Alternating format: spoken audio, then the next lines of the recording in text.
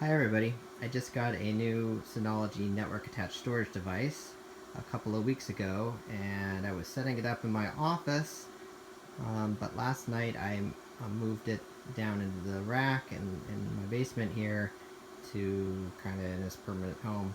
I took the opportunity to actually reorganize some of the other stuff that I have in the rack so that it's in a nicer layout that makes it a lot easier to maintain.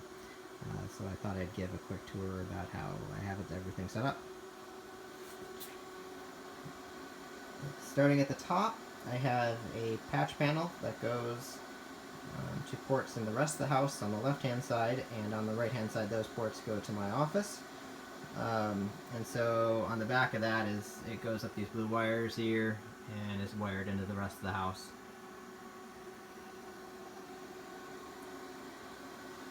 From there, going down, I have a Netgear 24-port gigabit switch, and I have two different VLANs configured on this. One is the everyday network with the purple and blue cables, and that's basically set up pretty much almost all the devices are on that network.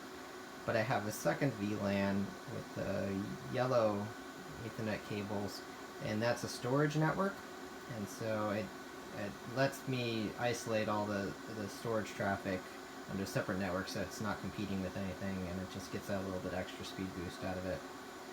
So that works pretty well. Moving on down from there, I have a Firewall 110 firewall, and this handles multiple subnets, and so I can set up rules to restrict traffic between them and so forth. I also have a VPN set up so that when I'm traveling I can get access to the home network really easily. Moving down from there, I have a standard cable modem. I just have a single internet connection coming in right now, and you can't really buy rack mounts cable modems. I wish you could. But anyway, so for that I actually just tied it down to a shelf so it doesn't move around and stays put. Next is the old file server, and I had bigger plans for this device when I bought it several years ago. I think at one point actually I had about 10 disks in there, but it started to become too much to manage.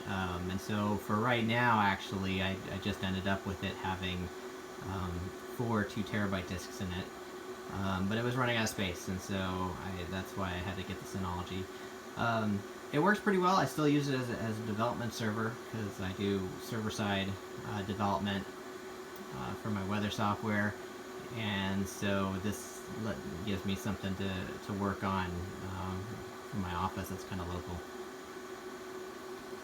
Next is the new file server, and this is, again, it's a Synology box. It's a 1815 plus, and I have 5 6-terabyte drives in there, and in SSD that is used for caching purposes.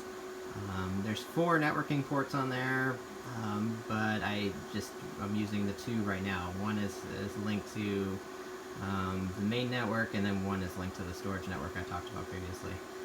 So it's nice I'm able to have it on both networks, no problem, and still, if I want to do anything with link aggregation or whatever further down the road, it supports that as well. Finally, moving down to the bottom, I have a standard everyday rack mount power strip and a UPS to offer battery backup for the rest of the rack.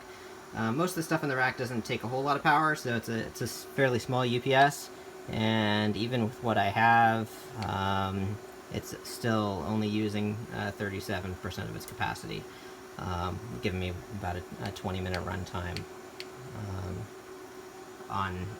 on battery when the power goes out. So it's plenty for what I'm using it for.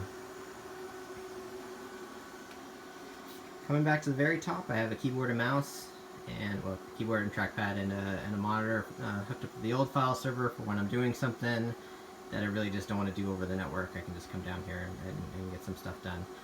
The Synology box actually has a web interface on it so that you can kind of do all the administration just from the web interface.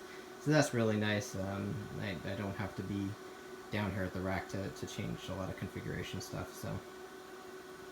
So yeah, thanks for watching. Have a good one.